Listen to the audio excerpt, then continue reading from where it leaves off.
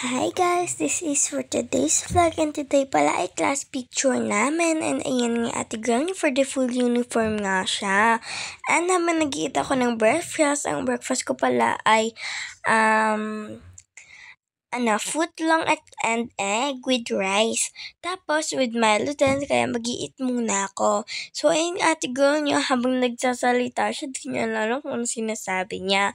Pero taking a bite of the crunchy footlong and that is my breakfast for today.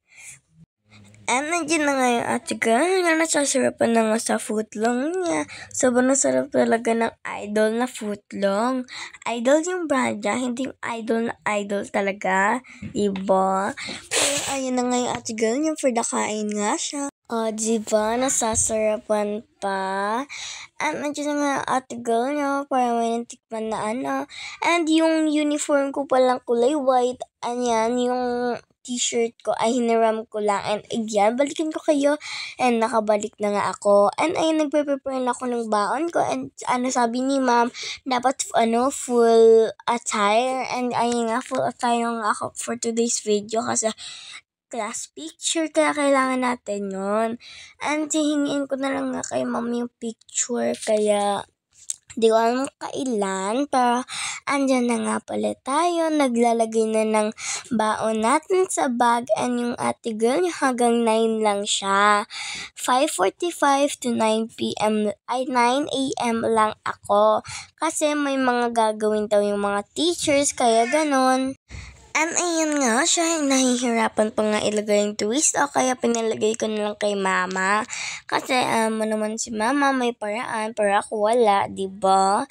And yan nga sabi ko kay mama, sira-sira na yan kaya dandahan na lang kasi baka bigla masira na talaga. Kasi yung bag ko kasi nasira na dun sa isang packet. May nadali ata yun na wire ata. Pero ayun na nga yung ko pala, yung snack ko pala ay waffle. Di pa nga ako dyan nakakapagsapatos kasi maaga pa naman, konti. Pero sabi ko, mama ako na lang mauuna kasi mabagal pa yun si Kuya James eh. Pero sabi niya, okay lang naman. And ayun na nga pala tayo naglalagay na.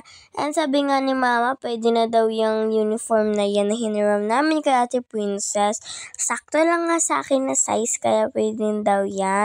And nandiyan na nga pala ate girl niya, inaayos pa nga yung zipper niya kasi baka biglang bukas. And nandiyan na ready na nga siya pero hindi pa nakakasapatos.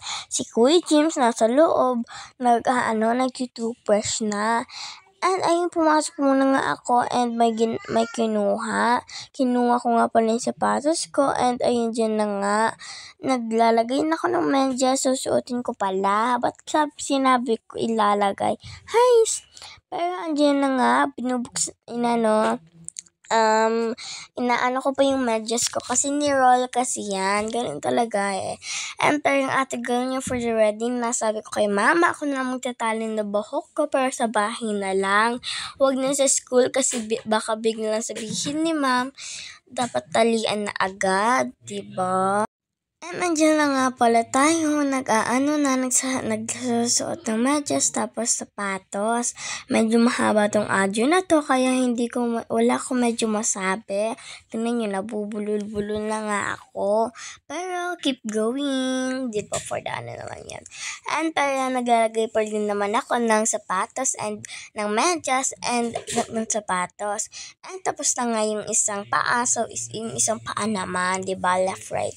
Pero nilalagay ko na din ulit yung medyas ko, diba? For the dali lang tayo kasi baka biglang malate. And di ko alam kung kailan yung class picture or anong oras. Basta sinabi 9 kami uuwi. Mga 8 ata kami nag-class picture noon.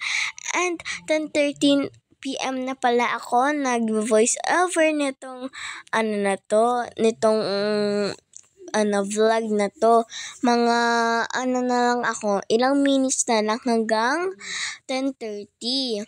Kasi 10:30 ang sleeping time ko because bukas maaga na naman tayo. A new day, a new chapter of my life. O, diba for the new chapter of my life pa siya? And bukas nga mag-aano nga ako. Gusto ko maaga ako pumasok kaso late naman ako nagigising. And alam niyo kung ano malapit na?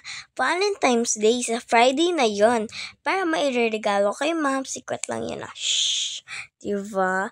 Pero ayan na nga ate girl na inaayos lang and hiningin ko nga si mama ng 50 pang bili ng di ko alam. Basta binigyan na lang ako biglang 50.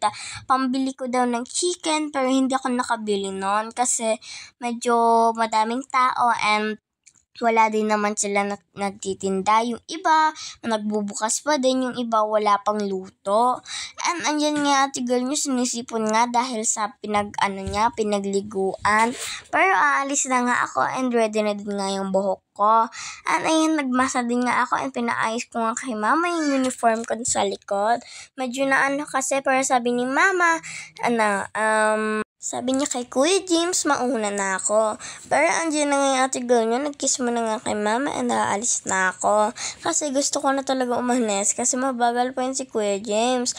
And nagpayong muna nga ako kasi baka biglang umulan. And later on, uulan din naman kaya kailangan natin maging early ba, ganun.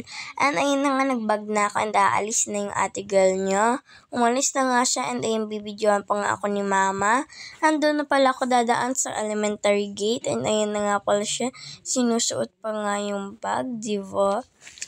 And iayos ko muna nga yung color ko kasi baka biglang makusot. Kasi, kakaplansya lang yun ni Ate Princess kahapon. And ayun na nga ate girl niya for the lakad habang tingin-tingin kay mama. And nagbababay pa nga ako dyan habang naglalakad. Few hours later, nakauwi na ako. And ayun nga ate girl niya, sabi ko kay mama, wala akong nabiling chicken. Pero tinan nga ate girl niya, di ba naiinis na. And may 50 pesos pa nga dyan. 100 na yan. Kasi dalawa binigay sa akin kanina ni mama. Ayun nga yung ate girl niya, frustrated nga kasi wala siyang chicken. Tulog pa nga dyan si Ral kasi 9, diba? Ako umuwi. Pero ayun nga ate girl niya, matutulog na lang nga kasi sayang naman yung oras ko, diba?